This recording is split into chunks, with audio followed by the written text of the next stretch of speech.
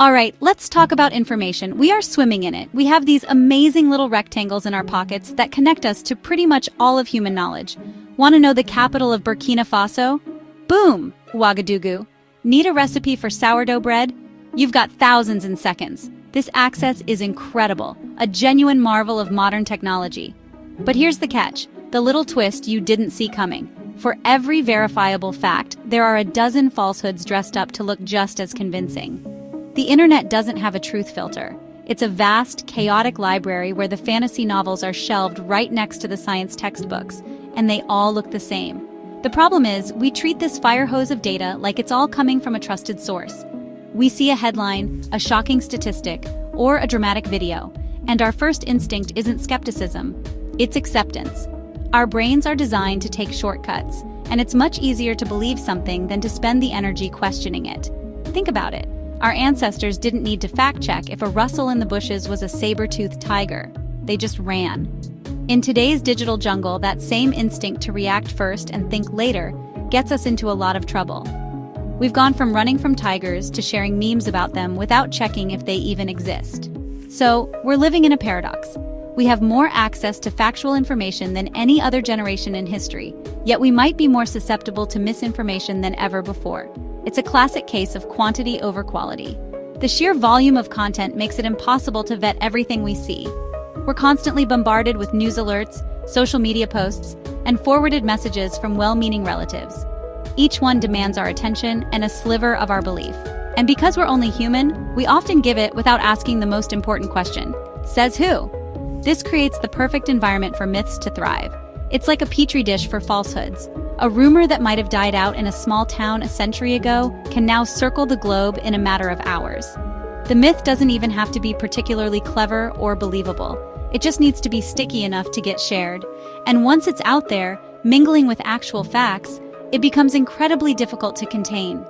We've built an amazing system for spreading ideas, but we forgot to install a quality control department, leaving us to sort through the mess all by ourselves. Now let's zoom in on the main culprit: social media. These platforms are not designed to inform you. They are designed to keep you engaged. And what's more engaging than things that make you feel strong emotions? Anger, fear, and shock are the rocket fuel of viral content. A calm, nuanced article about a complex issue will almost never perform as well as a sensational headline that makes your blood boil. The algorithms that run these sites learn what you like to click on, and they show you more of the same. It's a feedback loop that can quickly turn your newsfeed into a distorted funhouse mirror. This is what we call an echo chamber. If you click on one video about a conspiracy theory, the platform thinks, "Oh, you like this," and serves you 10 more. Soon, your entire feed is filled with similar content, reinforcing the idea that everyone is talking about it and it must be true. It creates a false consensus. You're not seeing a reflection of reality, you're seeing a reflection of your own clicks. This is how someone can go from being curious about the flat earth theory to being absolutely convinced of it. They've been algorithmically walled off from any information that might challenge that belief. Consider the spread of fake medical advice during the COVID-19 pandemic. Wild rumors about miracle cures, from drinking bleach to taking veterinary medicine, spread like wildfire on social media. These weren't shared by evil people trying to cause harm. They were often shared by scared, desperate individuals who genuinely thought they were helping their friends and family. A post would say, "A doctor secretly leaked this cure," and people would share it without a second thought. The emotional appeal, the promise of a simple solution to a scary problem, overrode any sense of skepticism. The platforms rewarded this rapid sharing, pushing the dangerous misinformation to the top of everyone's feeds.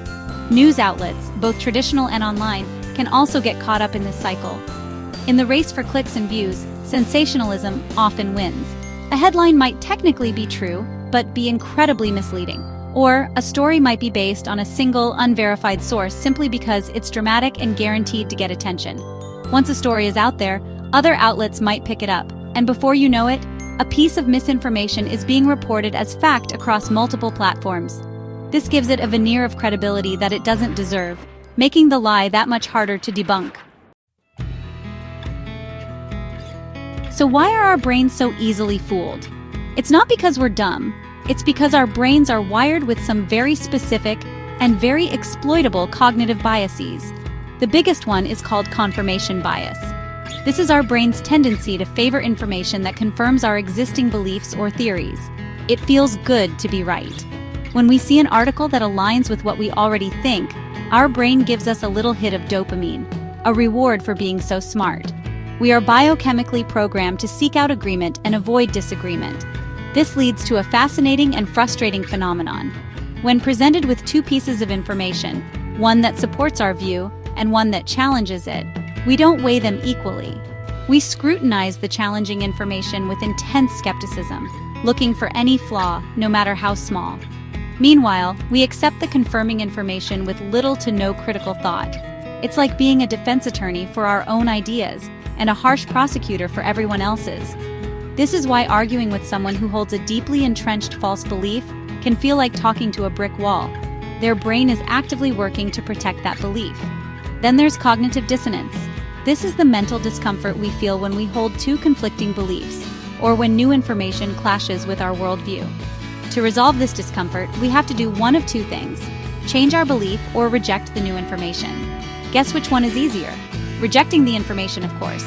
For example, if someone has built their identity around being anti-vaccine, seeing overwhelming evidence that vaccines are safe and effective creates intense cognitive dissonance. Admitting they were wrong would mean fundamentally changing who they are. It's much less painful to simply decide the evidence is fake and all the world's scientists are in on a massive conspiracy. These mental shortcuts worked well for most of human history, helping us make quick decisions and stick with our tribe. But in the modern information age, they are liabilities. Misinformation peddlers have learned to exploit these biases masterfully. They craft their messages to appeal directly to a specific group's pre-existing beliefs and fears. They know that once an idea takes root, confirmation bias and cognitive dissonance will do the rest of the work for them, creating a loyal follower who will not only believe the lie, but will also actively defend it against all evidence. This isn't just a fun academic exercise. Believing in misinformation has serious real-world consequences. Let's go back to those fake COVID-19 cures. People were hospitalized and even died because they followed dangerous advice they found on the internet instead of listening to medical professionals. The anti-vaccination movement has led to outbreaks of preventable diseases like measles, putting entire communities at risk, especially those who are too young or too sick to get vaccinated themselves. These are not victimless beliefs. They cause tangible harm to people and to society as a whole. The consequences can also be political and social. Conspiracy theories can erode trust in fundamental institutions like science, government, and journalism. When a significant portion of the population believes that elections are rigged or that a global cabal is secretly running the world, it becomes nearly impossible to have a functioning democracy. It creates deep divisions, fuels paranoia, and can even incite violence. We've seen this happen time and time again. A lie, repeated enough times through the right channels, can destabilize a country. The stakes are incredibly high, so what can we do? We have to become active, not passive consumers of information. We need to upgrade our mental software to thrive in this new environment. This means cultivating a healthy sense of skepticism. When you see a shocking claim, your first reaction shouldn't be to share it. It should be to question it. Ask yourself, who is telling me this? What is their evidence? Are they trying to sell me something or make me angry?